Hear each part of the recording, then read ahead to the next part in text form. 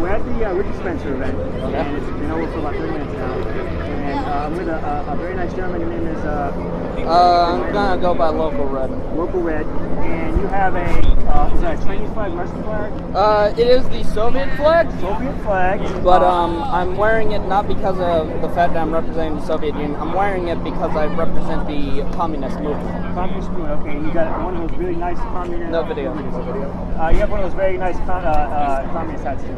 Yes. And so, what is your opinion of freedom of speech in America as it pertains to, like, say, white supremacy or, hate speech and stuff like that? Well, we're not against freedom of speech. What we are against is hate speech, and what we're against is the genocidal speech that Nazis and fascists often push.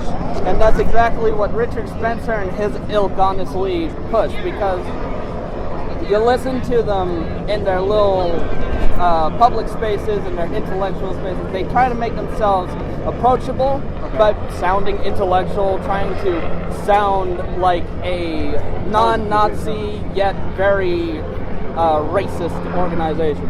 They do it this way because they learned when it came down to the mass majority of the population. You start running around doing Hitler salutes and saying, oh yeah, screw Jews, kill Jews, all this, you end up, getting dominantly hated by a community.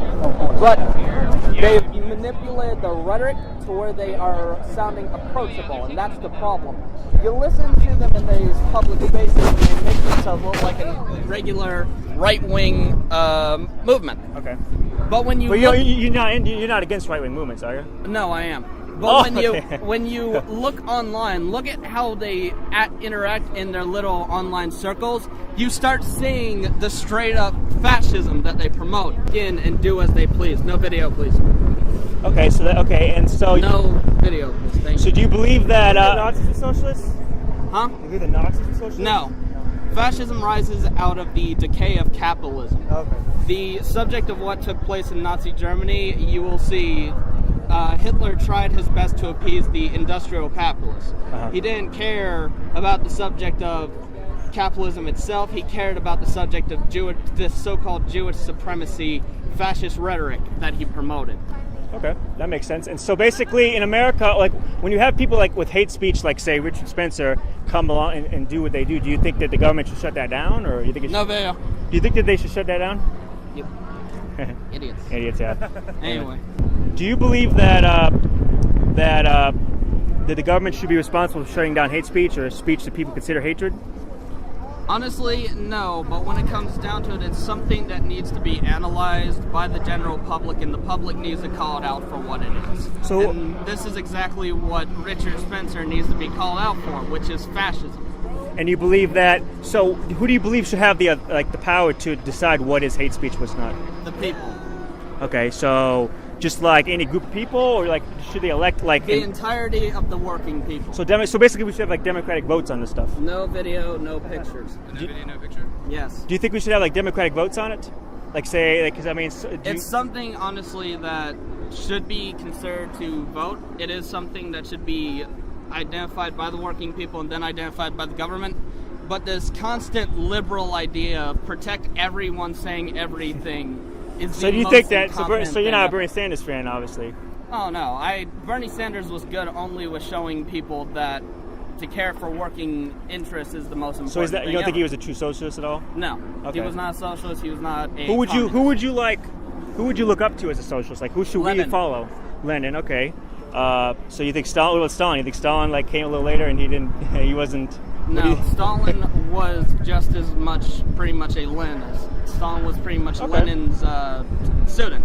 Okay. And what's your opinions on Donald Trump? Do you think he's far right? Do you think he's with... Donald Trump is not a fascist, but he is a extreme right-wing populist, extreme right-wing nationalist. He is pretty much everything that a lot of the left hates.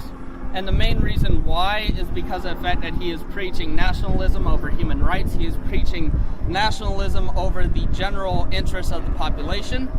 He is trying to push this extreme nationalism to such extents that they're bringing back the old fascist model of America first. Okay. So, I mean, but you said that the people... Now, when you say the people, who are you talking about? Are you talking about Are you talking about the entirety of the working people. So like, so nations, but do you think nations should have borders? Yes, I do, because when it comes down to living in a global capitalist society, you have to have borders. That's the only ability to protect. So we the people is everybody geographically located inside of a, because like that's how America. We the people of America. We the people. We the American working But you just said class. that Donald Trump says that kind of stuff. So what's the difference between Trump saying America first and you saying the American people? Like, what is the difference? Would you say between? The difference is that Trump brings a America first model where it's America and America only. Only, okay. And even then, when it comes down to the working people of America, it's not supposed to be for them. It's to be for the government. It's to be for the wealthy capitalists.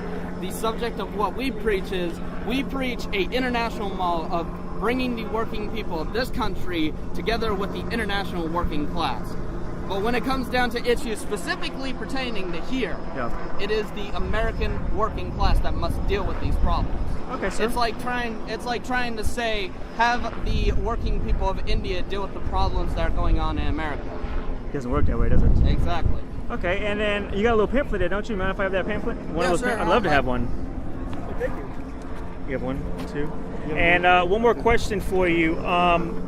Do you believe in identity politics? Do you think that is a flawed way of thinking? Because I think the Democratic Party, in my opinion, at least for the most part, whenever you hear one of the, like Elizabeth Warren or even Hillary Clinton, they tend to, like, at least in their private speeches, talk about, you know, white privilege and all these things. Do you think that do you think that white privilege is true, and do you think that identity politics is valid?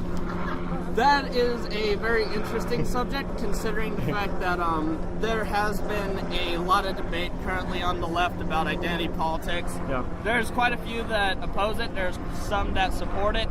Does communism support it? Like, what does communism do? Well, that's the thing. You can't get the entire collective when the entire collective is divided on the subject. That is the problem. It's my biggest problem with socialism, communism, is that, you know, you might have a great idea to start with, but then people take over and it's just infighting. Well, it's not really just that. It's not really that. The mass majority, I would say, support it. But when it comes down to it, there is sects of the leftist community that is very opposed to it. But ironically enough, when you look at those sects within our movement, you will see that they start leaning a little bit to the right. The personal subject I would give when it comes down to identity politics, I would say you have different variants of identity politics. You have liberal identity politics, conservative identity politics, fascist identity politics, and I would say that there is even a form of Marxist identity politics. Do you believe that it's... Let me finish. The subject of identity politics in itself, just the subject of politics, is identity politics, because you always look at the subject of politics, it deals with one identity or another or multiple. You look at the subject of Marxism, it deals with the subject of the identity of class, it deals with the subject of working class identity. I would honestly say that there is different variations. And one last question, sir. Do you believe, like, what is, like, there are groups going around called Any Means Necessary. I was in Berkeley recently and they had... you mean BAM? Yeah. Do you agree that if a country is considered tyrannical or unjust, like, what do you think is the limit? Do you think it's just politics? Or do you think it should be like some kind of armed rebellion to subdue the tyrants? The thing about it is BAM mainly goes after fascists. Right. So do you believe that violence is justified in that fashion? When it comes down to the subject of fascism, no videos or pictures, please. Thank you. The subject of I'd honestly say the subject of dealing with fascism itself is not something that can be debated. Oh, we defeated Nazis with force, though. The communists defeated Nazis with force, exactly. So do you believe it's like, do you believe that violence is you know, that's the question is, do you believe that violence is a means to an end when it's coming to Violence is inherent in the capitalist system, so, you know, it's kind of hypocritical if you just want to, you know, workers and communities and oppressed nationalities. Yeah. Well, I'm saying, I was asking, what do you believe that if there's a tyrannical system, this is actually a different person we're interviewing now, a second gentleman, your name, do you mind giving first name? Or John. A second gentleman. Do you believe that violence is acceptable to be like a tyrannical government? Like, I would say, like Trump, people say that violence should be used against Trump, people say that... I mean, what are tensions? coercion. What's coercion? Violence. Okay, so, Well, do, you think it's justified though? Do you think it's justified, or do you think let's turn this way actually? Like, so you don't like. I don't want to like get you, sun in the eyes. It depends if the violence carries a revolutionary character that represents the will of working people and oppressing. So who do you think gets to decide? Who decides when a system is tyrannical? Like, because like say, like, is it a majority, a minority? Like, who gets to decide? The working class, the working people, the people who produce. How do you identify those people though? Like, how would you identify those people? By your relation to labor and by your relation to the means of production. Like a union, like a union. Not necessarily any working class person. Teacher. So what's your opinion on Richard Spencer? Like, what's your picture on Richard? Because Richard Spencer. What's your opinion on him? A growing fascist trend. It's a fascist tide, as they called it in Nazi Germany. It happens when capitalism is in decay. Can you speak a little loud? I don't want that helicopter drone out. It's fascism arises, when capitalism is in decay. So basically, it's kind of like the shell of capitalism is there. In other words, the capitalism's failed, and the shell of the forces. They want to reinforce, old traditional. Like values, all these cops here. The old society. They talk about bringing America back to how it was. It was never great for. You think the far right's threatening politics, like as in like it's a threat to take over, or like getting more power if Trump can win? Oh yeah, of course. The far right have been emboldened by Trump. Heather Heyer was killed. Heather Heyer was the lady two at good comrades in Portland were stabbed. Charlottesville. Was that Charlottesville? Yeah. Was she part of your movement, or was she just the person? She was with the IWW, the Industrial Workers of the World. She was a socialist. Is that socialist? Yeah. Okay. I mean, that's terrible. That's horrible. I think that's horrible. And if you went into the Richard Spencer event, that he was trying to say that he had nothing to do with that, but obviously that's debatable. Deny everything. They'll deny everything. The fascist trend is rising because capitalism has failed and neoliberal policies have also failed. Clinton. So what do you think what do you think is like? Where should we go forward from here? We need to organize ourselves in our communities by working class. Is race part of that? Race is a part of that.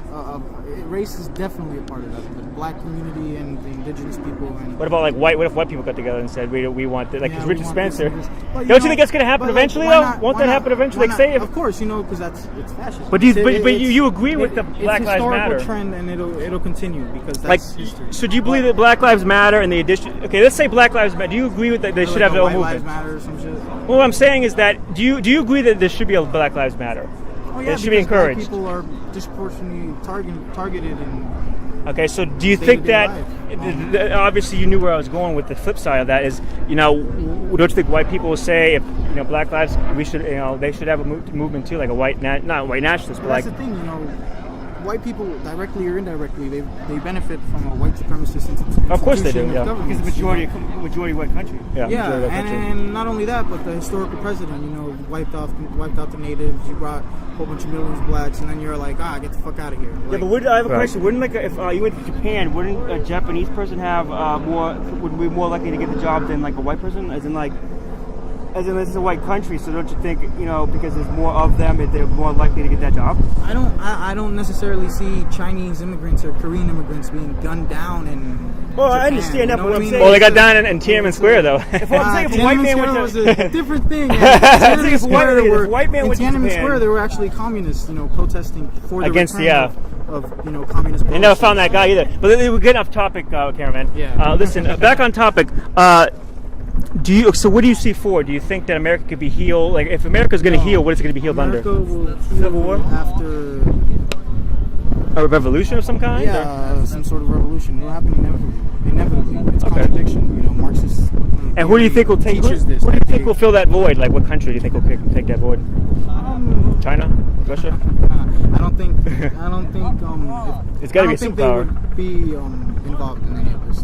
Like, who do you? I'm saying, like, America collapses, like, financially. Where are you? People's Republic of America, Democratic. I'm saying, what country do you think? Do you think America will still be number one, like in terms of military? And oh yeah, of course. And then it would better the lives of working class people.